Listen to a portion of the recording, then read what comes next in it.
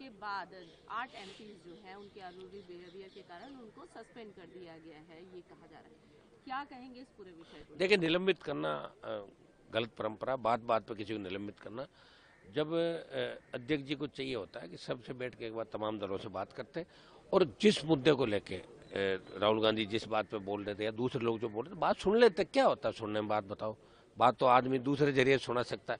तो सत्ता पक्ष को सुनने की ताकत भी रखनी चाहिए और विपक्ष और जैसे हमारे जो छोटे दल हैं, अब हम तो इसी जो ये बखेड़ा खड़ा हुआ 3 दिन से इसी में रह जाएंगे। पिछली बार भी हाउस ऐसे ही चला, इस बार भी ऐसे ही चलेगा। देश के तमाम मुद्दे हम कैसे उठा पाएंगे? तो सत्ता पक्ष को भी ध्यान रखना चाहिए, विपक्ष की बात सुननी चाहिए, एलओपी को बोलने देना चाहिए। और वो कोई ऐसी बात नहीं कह रहे थे, जो बात उन्होंने कही है मेरे हिसाब से उन्होंने टेबल किया एक डॉक्यूमेंट भी, जो बात चली थी। और सत्ता पक्ष भी यही चाहता कि व्यवधान पैदा हो और लड़ते रहे और हम हमारा समय पास करते रहे। विपक्ष तो दिख नहीं रहा है, इनको पता है विपक्ष दड़ों में बंटा हुआ है, इंडिया अलायंस भी कितने दड़ों में बंटा हुआ है, सारी बात जानते हैं। लेकिन निलंबन की कार्रवाई नहीं करनी चाहिए। सांसद के लिए तो सबसे ज़्यादा चुन के आते हैं हम लोग, यही हमारी जगह। और सांसदों को भी आचरण का ध्यान रखना चाहिए, ये बात मैं कह रहा हूँ।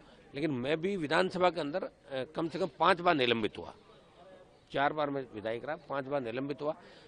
कई बार हमारी ऐसी स्थिति बन जाती है जब हमारी बात नहीं सुनी जाती है तो हम अग्रेसिव हो जाते हैं, बात को कहते हैं। लेकिन कई चीज़ों में हमें ध्यान रखना चाहिए। मैं तो मेरा कह सकता हूँ, मैं हमेशा अभी तक ध्यान रखता आया हूँ। अभी तक हमने कोई इस तरह की चेयर के ऊपर कोई बात नहीं करी।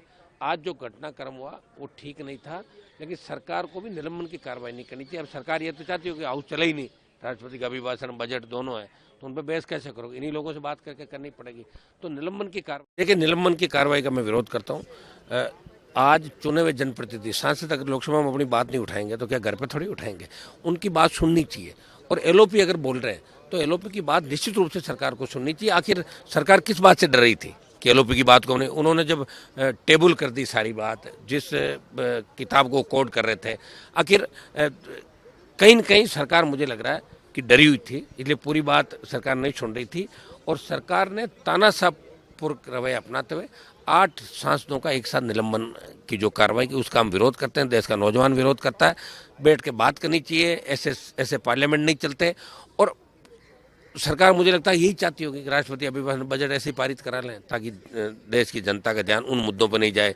बढ़ती महंगाई, बेरोजगारी, किसान, ये जो प्रमुख मुद्दे देश के अंदर, जिस तरह तकलीफ देश का किसान नौजवान पा रहा, सोना चांदी गैस तेल कितनी कीमतें बढ़ गई, तो इन पर चर्चाएं होनी चाहिए। बजट जिस तरह निराशाजनक बजट आया, उस पर अगर चर्चा होती, सारी बात आती, सरकार सोचती कि हमारी पोल खुल जाएगी।